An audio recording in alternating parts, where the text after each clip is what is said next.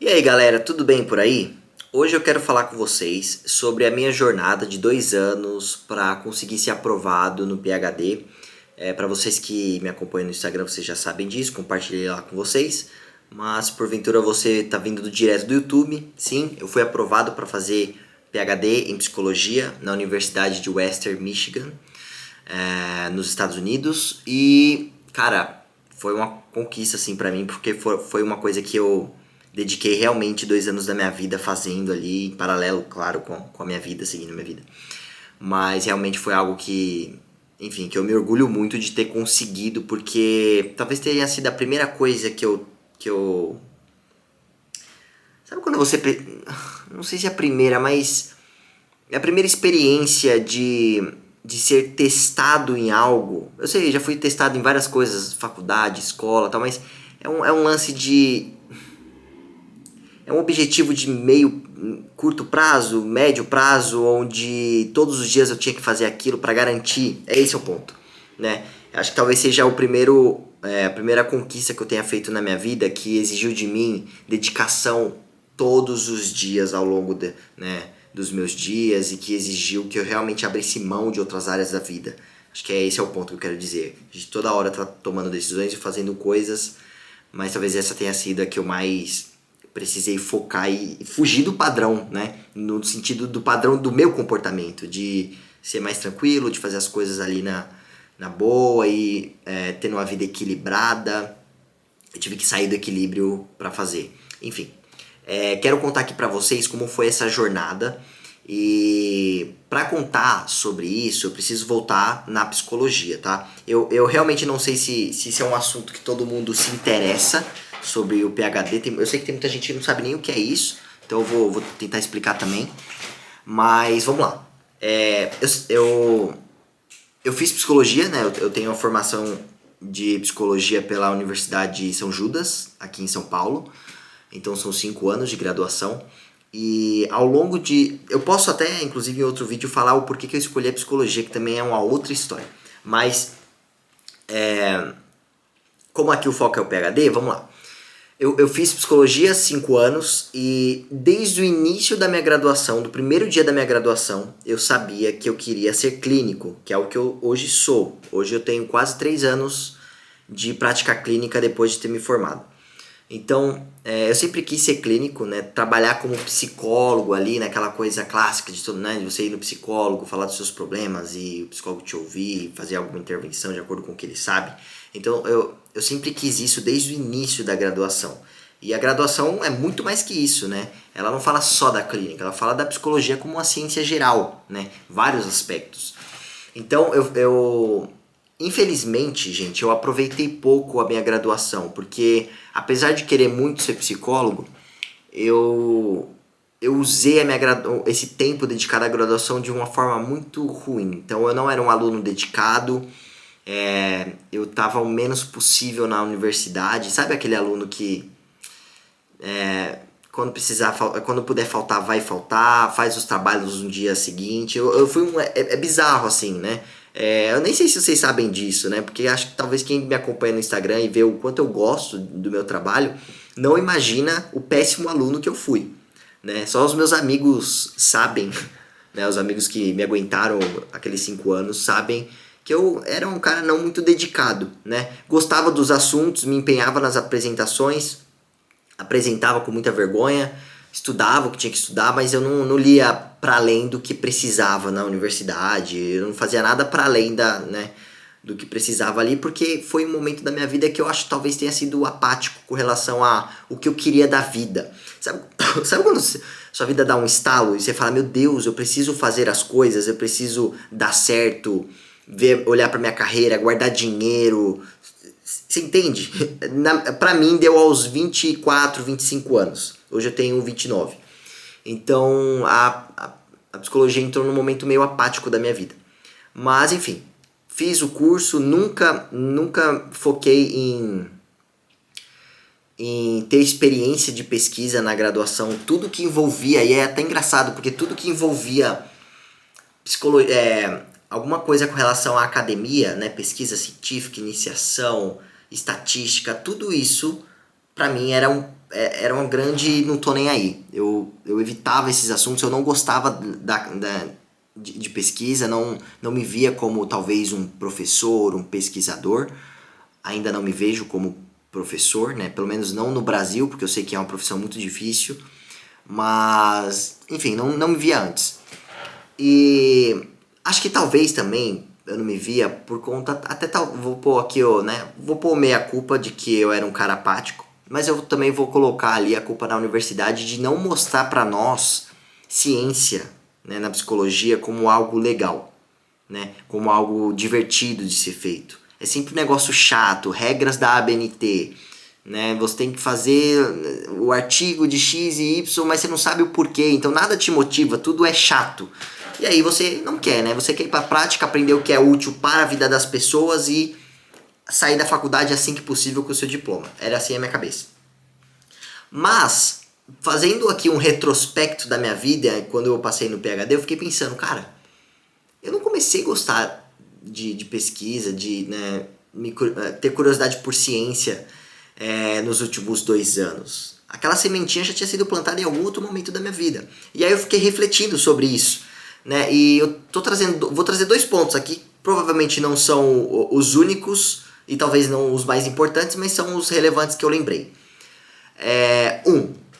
Quando eu tive a experiência de fazer parte da igreja, né, igreja evangélica por 5 anos. E eu amava as discussões da igreja sobre o que tinha acontecido na Bíblia, o que não tinha, o que era literal, o que não era. Tinha uma discussão que eu amava, que era sobre o livre-arbítrio e a predestinação. Então tem aquele lance na igreja de que as pessoas que se dizem calvinistas acreditam que Deus escolheu as pessoas que vão para o céu, que vão ser salvas e outras pessoas não irão, né? Que tem as pessoas que, enfim, que foram predestinadas a aceitarem Jesus. Em contrapartida tem os arminianos, que são as pessoas que acreditam no livre-arbítrio, que realmente acreditam que elas têm o poder nas mãos de conquistar as pessoas para a igreja, das pessoas aceitarem ou não a Jesus, coisa nesse sentido, sabe? Eu adorava essas discussões e em algum momento essas discussões entravam na universidade, eu amava também sobre livre-arbítrio existir ou não, então eu gostava, você entende? Eu gostava do assunto profundo que gerava uma discussão, que tinham 2 lados distintos, onde as pessoas discutiam, isso é um negócio que me move. Beleza, então tem essa parte, essa influência da igreja que eu tenho certeza que me ajudou a ler mais, a buscar mais conhecimento para saber de alguma coisa, que naquele momento era a verdade do universo para mim. Mas tem uma outra coisa, cara, muito legal. Vou pegar aqui para vocês. Eu guardo com muito carinho essas revistas aqui do Mundo Estranho e tem uma ou duas do... Caraca, qual que é o nome? Mundo Estranho e super interessante. Cara, eu adorava comprar essas revistas no meu emprego, né? Eu tinha, sei lá, uns 18 anos na época. E todo mês saía uma revista nova do Mundo Estranho. Uma revista super legal, né? Eu não vou mostrar... Eu não consigo fazer 2 coisas ao mesmo tempo. Eu queria mostrar todas as capas, mas eu não consigo falar de uma coisa enquanto eu mostro. Então, bom, não precisa mostrar todas as capas, né? É mais ou menos isso, gente, ó. Então era nesse modelo aqui. Vou pegar essa aqui pra tá preservada ainda. Pôr as outras aqui no chão. Eu ficava ansioso pra, no início do mês, comprar uma revista dessa, né? E essa aqui é de dezembro de 2014. De pegar uma revista dessa e ler. E aqui tinha... É sempre esse modelo, né? Uma arte aqui e aqui as notícias principais da revista. Então, ó, a origem dos memes. Ou duelo. Steve Jobs ou Bill Gates? Os piores ataques hackers da história. Como é uma clínica para viciados na web. Recordes malucos do YouTube. Então, é uma revista que supostamente, né, ela tem a prerrogativa de ter as fontes científicas de onde ela tirou a notícia. Então, ela tem a informação, a história, e vai com os dados aqui embaixo de onde ela tirou. Cara, eu amava essa revista, sério, ela despertava um negócio em mim de, caraca, eu queria trabalhar eu queria ser o consultor dessa revista, sabe? O biólogo, o psicólogo que produz conteúdo para essa revista. De tão legal que eu achava. E infelizmente ela acabou, né? Provavelmente a maioria das revistas físicas acabaram. Eu não sei se existe ela digital, eu acho que não. Muito provavelmente não, senão eu já teria encontrado. Mas eu tenho certeza que ela me deu essa sementinha também, das várias que devem existir que eu não sei, dessa vontade de saber sobre as coisas, sabe? E essa revista, ela tem vários achados inúteis, tipo assim, por que o peido fede mais quando você está tomando banho ou na piscina? Sabe? Coisas que você não vai usar esses conhecimentos para além de estar numa conversa e jogar ali uma curiosidade pra galera, sabe? Nada além disso. Mas eu adorava, eu me sentia, nossa, super importante no meu primeiro trabalho, porque apesar de ser call center, eu trabalhava, todo respeito aos call centers, fui por 2 anos, mas eu digo assim, eu me sentia super importante porque eu tinha que ir de social, né? E eu falava, caraca, eu me sentia o securitário ali, de social, aí eu pegava meu jornal quando não tinha essa revista, trabalhava lá no centro de São Paulo e pegava essa revista, tomava meu café enquanto o primeiro cliente não tocava, né? Porque eu tinha um espaço de 20 minutos ali, onde o inferno não começava, de milhares de pessoas tocando e a fila gigantesca, enfim. E eu adorava essa revista e eu lembro de ler ela até quase o final da facu. Eu tinha ainda algumas revistas e eu lia, e eu tenho certeza que parte da minha curiosidade de ter conhecimento das coisas, de ler um livro, por exemplo, de querer saber sobre as coisas, sabe? Áreas que eu não estudo, história, biologia, né? Vem dessa revista, eu tenho certeza disso, e da minha experiência também lá na igreja, tenho certeza que tem muita influência. Então, por que eu tô contando isso pra vocês, né? Eu não tô fugindo aqui do assunto, o que eu tô contando é que essa vontade de pesquisa já existia em mim na universidade, ainda que eu não soubesse. Mas, enfim, acabou a facu, terminei a facu no meio da pandemia, né? E aí eu comecei a clinicar. E na pandemia iniciou uma discussão muito grande sobre quais as abordagens, e isso era uma coisa que não existia na universidade, né? Na pandemia existia, ainda existe, claro, mas iniciou ali mais na pandemia, a discussão de quais abordagens da psicologia tinha evidência científica ou não.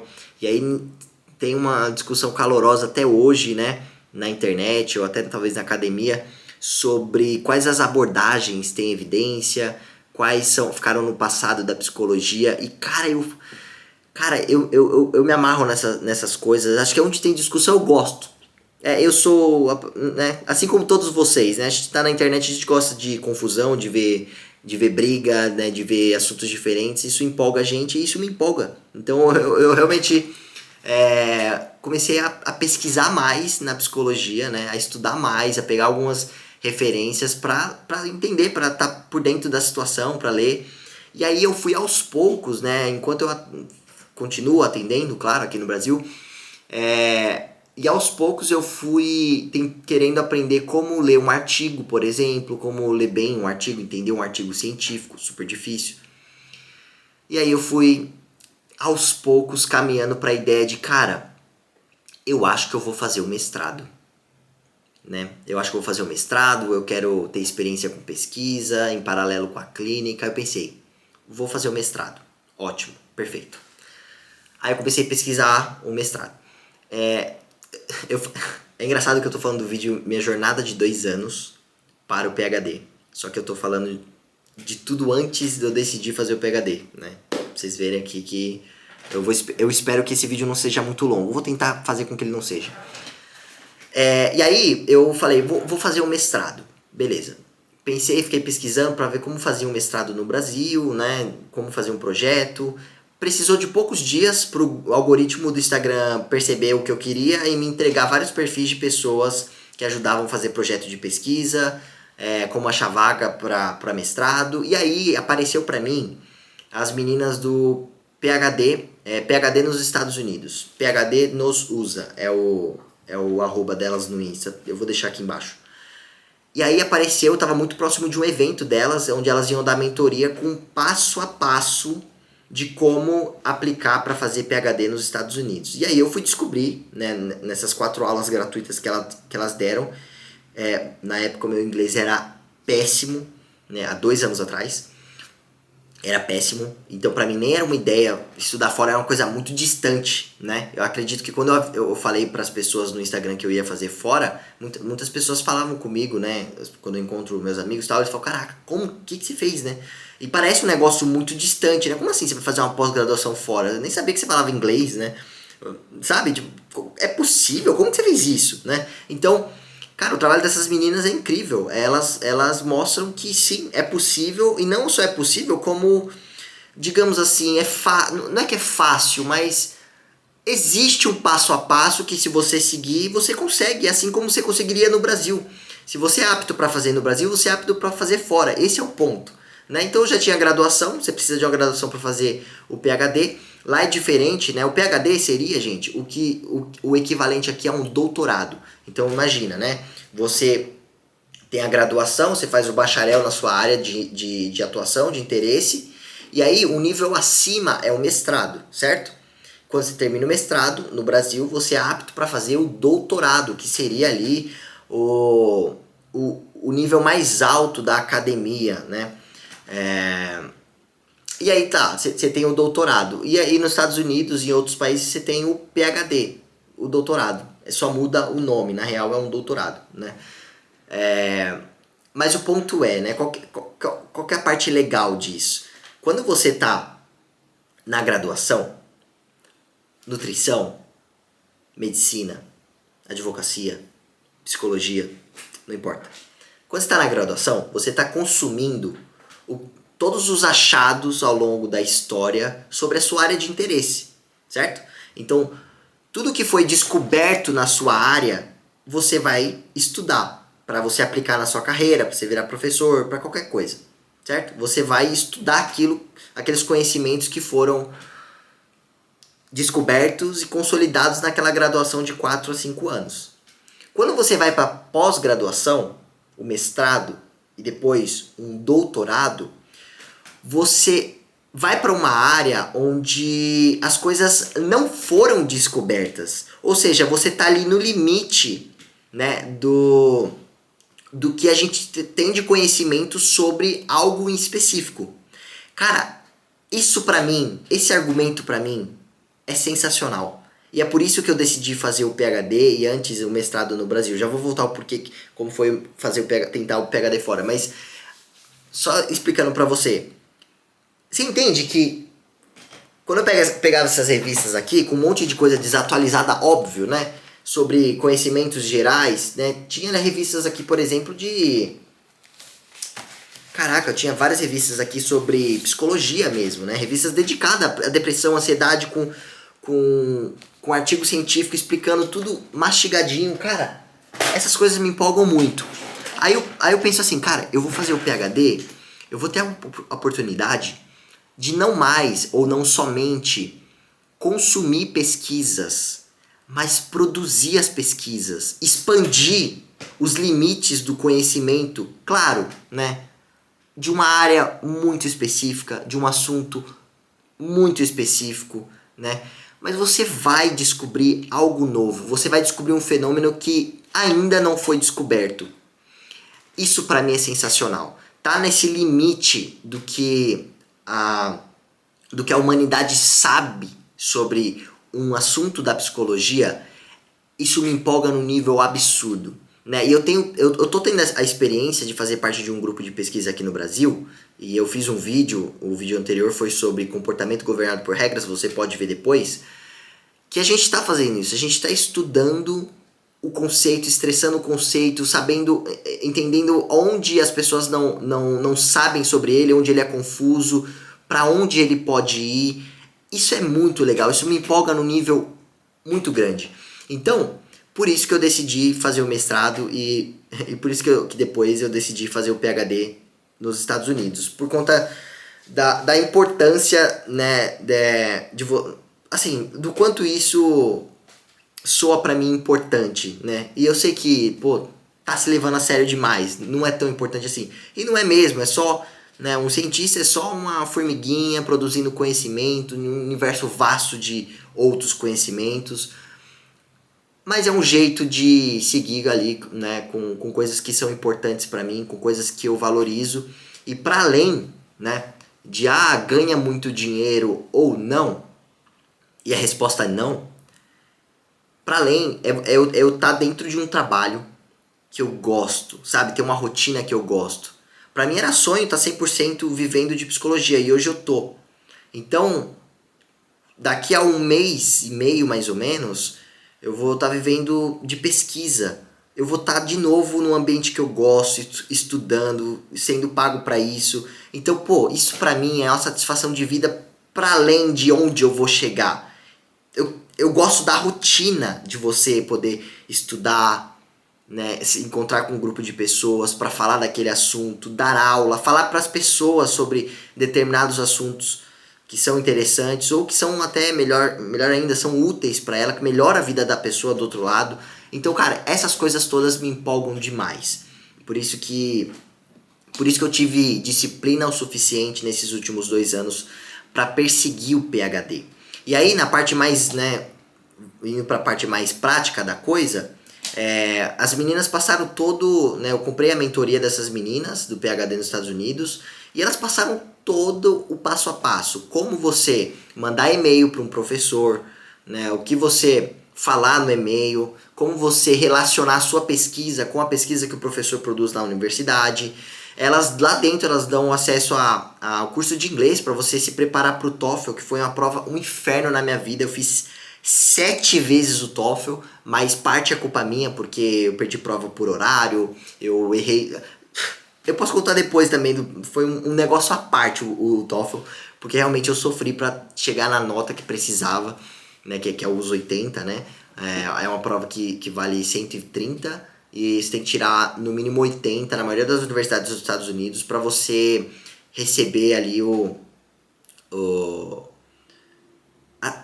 digamos assim, o certificado de fluência para você conseguir ir para lá estudar, né? É uma prova de que você sabe a língua, que você vai estar apto para ter as aulas, estudar e fazer pesquisa lá. Então foi um inferno para mim, eu tive que estudar muito inglês porque era bem ruim mesmo. Enfim, talvez tenha sido a coisa mais difícil, né? Não foi a pesquisa, não foi achar experiência em pesquisa aqui no Brasil para eu conseguir provar para eles que eu tinha experiência, não foi isso. Foi para mim, em específico, foi estudar o inglês e conseguir atingir a nota da prova. Consegui, com muito esforço, fiz 7 vezes a prova. É uma prova que custa R$ 1.300, às vezes vai para 1.500, dependendo ali do valor do dólar. Então, assim, foi um negócio difícil, mas eu consegui, eu persisti, né? Eu sabia que eu ia fazer o PhD, eu não sabia em quanto tempo. Mas, cara, quando eu vi a possibilidade, quando elas me mostraram ali nas primeiras aulas mesmo, na parte gratuita, que era possível eu fazer. Sabe, gente, quando. Cara, eu lembro até do dia que eu conheci elas e depois da primeira aula eu fui dormir feliz. Sabe quando você pega um objetivo, você descobre um objetivo novo, você fala, caraca, eu descobri que eu preciso daquilo? Cara, eu fui até dormir feliz porque eu falei, caraca, sabe, eu já tava tendo a sensação boa da conquista de uma coisa que ia demorar 2 anos para conseguir. De tão feliz com a possibilidade que eu via de conseguir fazer o PhD. Então, nossa, foi muito bom, né? Apesar da jornada difícil, foi muito bom. Então, assim, gente, mandei e-mail para os professores, fiz as entrevistas. Para você que me acompanha no Instagram, você sabe, eu fui para Michigan, né, agora em fevereiro de 2024 para fazer uma entrevista presencial, porque eu apliquei para 7 universidades, certo? Então eu fiz todo o passo a passo para 7 universidades. Contei minha história para 7 universidades, mandei todos os documentos para essas 7 universidades.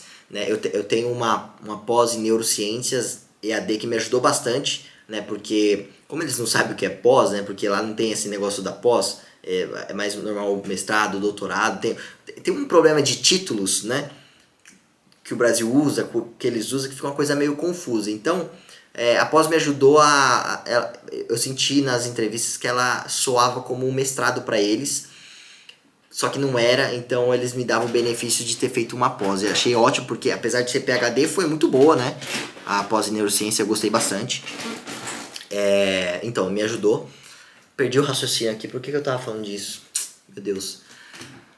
Enfim, fiz o passo a passo. Ah, tá. Apliquei para 7 universidades, fiz o passo a passo. Passei apenas em duas. Passei apenas em duas universidades. Uma eu passei para mestrado na Flórida, que era um tema que eu gostava também.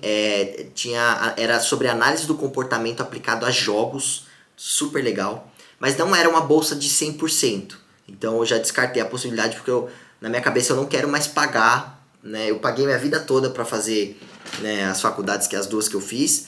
Então eu falei que, cara, eu não quero pagar. Eu vou ganhar o meu salário lá para ser pesquisador deles, e a bolsa tem que ser 100%, senão não vou fazer. E foi o que aconteceu. Então, teoricamente, né, dentro do que eu estipulei, eu passei em uma universidade só, porque das duas que eu passei, uma não foi 100%, e eu passei nessa, da Western Michigan University. E é muito doido, né, gente, porque essa foi a que eu visitei presencialmente. Então, cara, eu tenho... Quando eles me chamaram para entrevista presencial, né, ninguém vai do nada para os Estados Unidos assim, né? Você tem que querer muito, né? Ou tem que estar cagando dinheiro, não é o meu caso, né? Então eu pensei, pô, será que eu vou pagar tudo isso numa entrevista, né, cara? Se eu vou lá... E eu falei assim, pô, é o jeito de eu aumentar minhas possibilidades de ser aceito. Por quê? Porque, cara, uma coisa, gente, é você tá lá, você é um pedaço de papel, e ainda que você escreva muito bem, conte sua história, é diferente de você tá lá e a pessoa que vai te aprovar almoça com você, né? Passa o dia com você nas entrevistas presenciais. Então eu pensei, pô, se eu for, eu acho que a minha chance de passar vai ser gigantesca. E aí eu, cara, aí eu assumi o risco. Falei, cara, eu vou, tô nem aí, eu comprei a passagem do nada, e de volta, fiquei 4 dias lá. A entrevista eram 2 dias. Não, um dia só de entrevista, um dia completo. E, cara, foi um dia super da hora. Eu fui muito bem tratado por todo mundo, né? Conheci a galera ali da universidade. Todos me trataram super bem. Eu fiquei até meio constrangido, né? Do quão as pessoas me recebiam bem lá, né? Eu já fui para outros países, só que foi a primeira vez que eu tinha ido para os Estados Unidos. E eu não imaginava que o americano... Mas assim, né? Falar do americano, né, é abrangente demais, né? Eu tô falando daquela cidade, Kalamazoo, ali em Michigan. Aquelas pessoas daquele lugar me receberam muito bem, né? Não posso falar sobre todos os americanos. Foi daquele lugar específico. Se você vem pro Brasil e você vai para São Paulo, você vai ter uma experiência diferente de ir pra Minas ou qualquer outro lugar, concorda? Então, é difícil falar do brasileiro. Então, eu imagino que o mesmo aconteça. É difícil falar do americano, né? Você vai falar do lugar que você tava ali naquele, né? Enfim, fui muito bem tratado por eles. E eu fiz as entrevistas de forma presencial. E, cara, presencial eu me garanto muito mais do que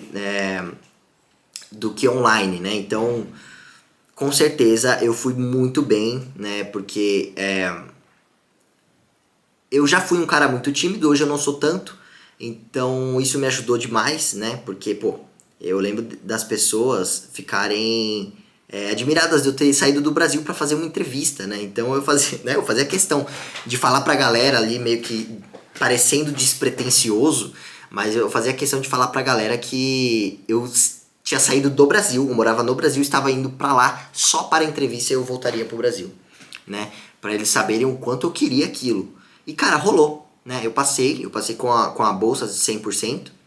Né? Então, e eu passei, além da bolsa, além de eu não pagar para estudar, para fazer o PhD, eu ganhei o cargo que eles chamam de Teaching Assistantship, que seria ali o assistente do professor. Então, corrigir prova, fazer parte do conteúdo ali que o professor vai dar. Na verdade, eu não sei muito bem quais serão as tarefas, mas eu acho que é algo em torno disso, né?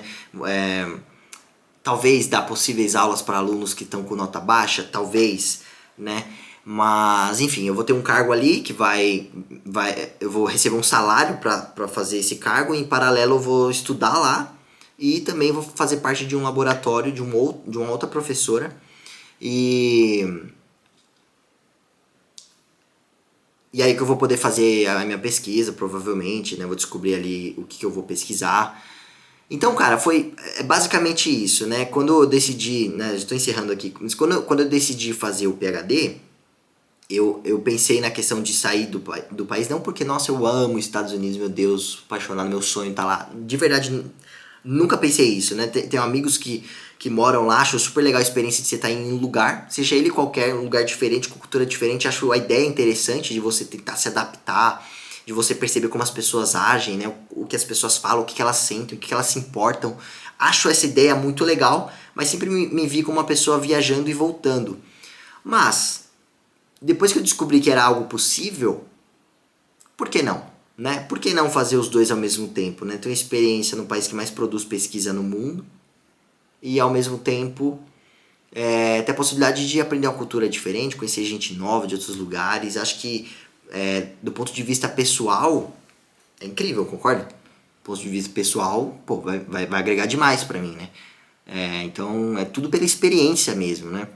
É para além de, o que você vai fazer com o PhD depois disso? Gente, olha a experiência, olha para essa experiência. Ela é muito mais importante de o que eu vou fazer com esse título, né? Óbvio que dá para fazer várias coisas, mas a experiência conta muito mais, né? E eu foco muito, né? Como psicólogo clínico eu sei da importância da gente olhar para o nosso dia a dia, para as coisas que estão acontecendo agora, conseguir ver valor no que você vai fazer. Você vai acordar todos os dias e fazer. Se você vê muito valor nisso, no presente, você vai ser uma pessoa potencialmente mais feliz. Diferente de uma pessoa que está sonhando para que daqui a 10 anos uma coisa vai acontecer e essa coisa vai tornar você feliz. É muito diferente. Então eu tô indo em busca de uma rotina que eu gosto, que faça sentido com o que eu gosto, com o que me importo, com os meus valores, entende? Enfim, não sei, provavelmente eu não falei de todos os pontos aqui, né, dessa jornada do PhD, mas resumidamente, pesquisa e inglês foi o que eu precisei para conseguir aplicar. E o resto é mais burocracia que se aprende ao longo dos seus dias, né? Enfim. Espero que você tenha gostado desse vídeo. Se ficou alguma dúvida, me fala. Me manda aqui nos comentários. Se você quiser saber outra coisa, seja da psicologia, de algum tema específico ou do PhD, me manda aqui também. E a gente vai se falando, fechou? Abraço.